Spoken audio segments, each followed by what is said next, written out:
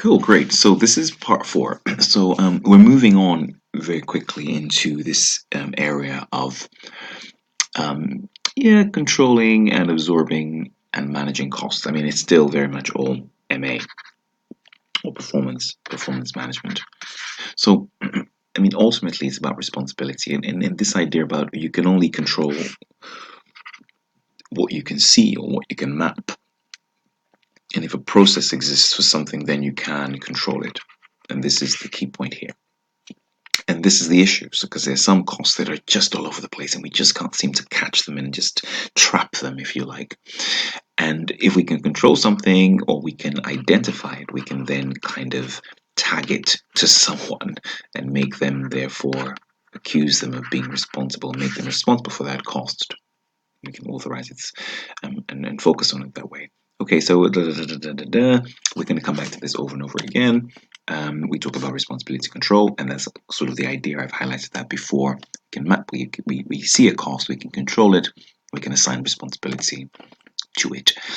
And this is part of this idea of trying to control costs, this idea of absorption costing. I mean, there are a number of reasons. As I discussed earlier on, first of all, there is the reporting issue, of course. IAS 2 requires that the true and fair view of the valuation behind inventory must lie in the full costing of the product, of course. And that must include the overhead, the production overhead. Right, that's the first thing. Probably not the most important. I think the most important is to do with the actual assigning of responsibility, control, and therefore better efficiencies evolving from that.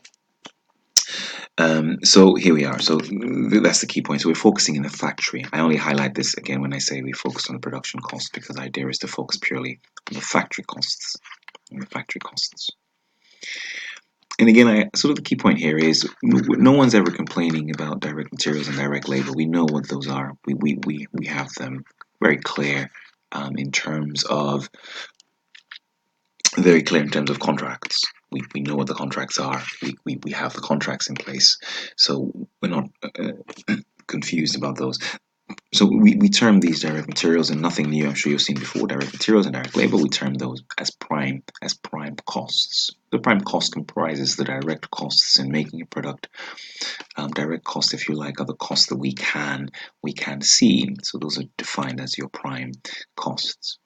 But indirect costs cause us a problem, don't they? Because we don't really know where they are. So that's your factory. You have light and water and heat, and those are your, for example, just pretending we're dealing with bicycles. I mean, that's supposed to be a bicycle.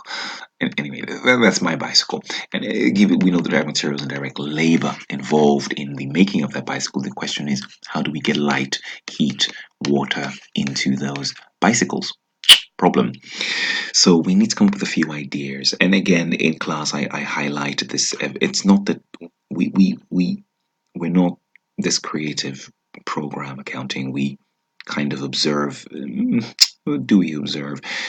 We just almost work with what we're given. So we can see here that we're going from this sort of tools, sort of situation to this industrial sort of revolutions sort of situation where we have a lot of labor here. And so the general argument must be traditional argument that initially labor, the fact that a lot of people are in a room, they're the ones causing this overhead. And so that, in effect, is what's driving the overheads, so to speak, when we talk from a initial driver of overheads. We start off with labor hours, and then as we move into this sort of mixture of labor and machinery, we start talking about, of course, you're plugging the machines in, so you start talking about labor and machinery being joint drivers of overheads. And then we move later on to something we'll come to discuss in chapter 4, and we'll come to talk about that, and that's when we talk about activity-based costing. And so this is something I'll mention it here over and over again. For the exam, 100% you must be comfortable being able to distinguish between traditional absorption costing and activity-based costing. But generally, when we before we come to this, just think of absorption costing, traditional absorption costing, as arguing that overheads are driven by volume, and then volume is what's driving, if you like, those overheads. So the more you make, the more labor you need. Therefore, the more electricity is being generated, or whatever is being generated. So again, the key question here is labor being the main driver. So let's work through a question. So please turn to page, I believe it's page 10 of your text, Saturn, at this time. Who knows what it'll be next time? But page 10, and read through quickly, and then then you can come back and you can pause the video, read through, and then come back, and we'll carry on. Right. So what's going on with Saturn? Again, like I say, I assume you've paused to read the question.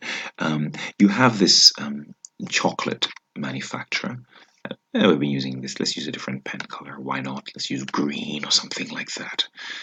All right. So we have this chocolate manufacturer, and they make 3 different products. Again, I just want to emphasize: if you made one product, then all of this is pointless, because if you like, of course, all the overheads must be absorbed naturally over that product. That just sort of makes sense. There's nowhere else for that overhead to go. Ultimately, I'm trying to cost a product, right? So ultimately, those overheads will naturally feed into that one product. Okay, great.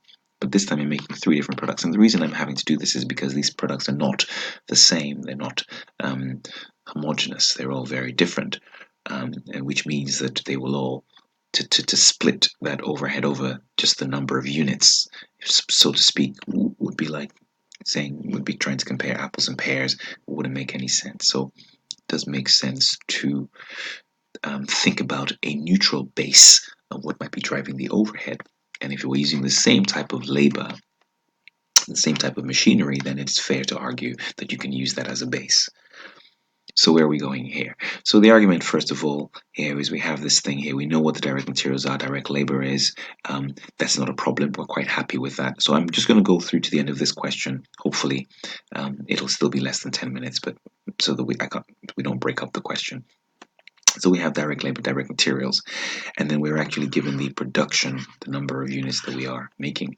And so we have here labor and machinery. So we have information, if you like, of how much time we're spending based on labor and machine hours. Now the question really is that we have to make a decision to a certain extent as to what might be causing this overhead. Remember, this is still quite arbitrary. We can't be sure. When I say we can't be sure, there is a lot of judgment going on here. And we have to really assume that the keepers, or the people who are generating this information, have done a good job of making sure this is as accurate as possible. And so what we have here is this choice here of machine hours versus labor hours. And we can see that machine hours tend to the machines tend to be more active than the humans. So the argument could be that machine hours are the ones driving the overheads. So we will use this as our basis for splitting, if you like, the overhead. And we're given the overhead here of 80,000. So the argument is, how am I going to deal with that overhead? How am I going to use that overhead to arrive? Am I going to split that overhead via the 3 items? So ultimately, let's just go through the steps. I'm going to go through here. And what we have here, let's go to the top, and I'm going to walk through this. So what we now have here, in effect, is exactly what we had on the previous sheet. And like I said, our first step must be to calculate the full production cost.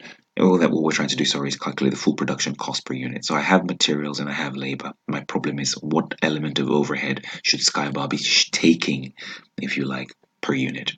So what do I first do? Well, we know what the total overhead is. And so now our first step is to find out, okay, well, what is the total? What is the total of the driver, right? I mean, how much? What's the total driver? And the total driver, if you like, here you can see my calculation here of 0.01 times B4. So what am I saying here? That if you are using 0.01 machine hours per unit, therefore for 500,000 units you must be using this times this, right? And that's this times this times this, of course, right? This is per unit, this is for 500,000 or 250, so the total is multiplying the 2. Okay, great. So we've done that. That's what we do over here. And you have these slides and you can actually look at the calculation.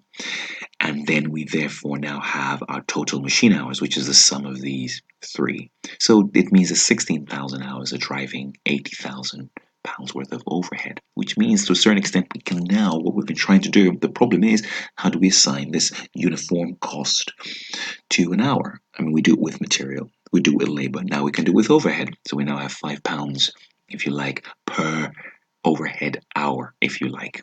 So if we're costing something, someone says, oh, what's the cost of a unit? We can say, well, how long does it take 1 hour? Oh, I know what the material is for an hour. Well, material to make 1 unit. I know what the labor is for an hour. Now I know what the overhead is for an hour.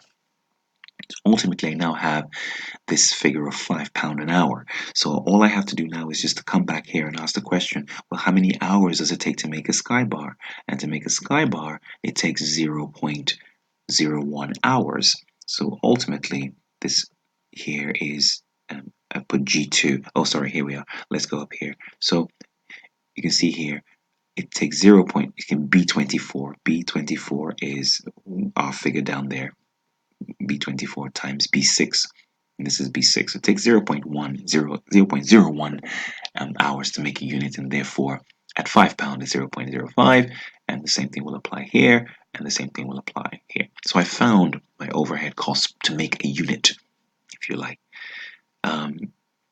And then we can just literally come in here and slip that in now nicely into the table. We have the labor, we have materials, now we have overhead, and so we now have the full production cost, which is the sum of those three, which is what we're trying to look for. And we sell it at 0.5, and therefore we can now find out and see what the profit is and the loss is per unit. And that's how we deal with that. And you can see here we've made a loss here. So in terms of planning, we now know technically that it is unprofitable to make moon egg. But again, we must be very aware of these assumptions that we have assumed that volume is what's driving this overhead. It's big, it's 80 grand. We've just split it along those lines. From a strategic sort of higher thinking around this, it doesn't always mean that what's making a loss is a bad thing. This might be bringing in, this might be what's referred to as a loss leader strategically. We might have a contract to keep this, so it doesn't really matter. We have to suffer this anyway, but at least we're aware and we can think about more efficient methods. We might think, can we do something with the selling price? I really don't know. The argument is at least you have the information and you can make very informed decision. Can we get cheaper labor? Can we make this machinery based, a bit more machine based? You go for it. The key point is that you're thinking aloud ultimately now, because you're able to make a better informed decision. You're able to make better informed decisions because you have better information, if you like. Cool, great stuff. I think that definitely would have taken us over the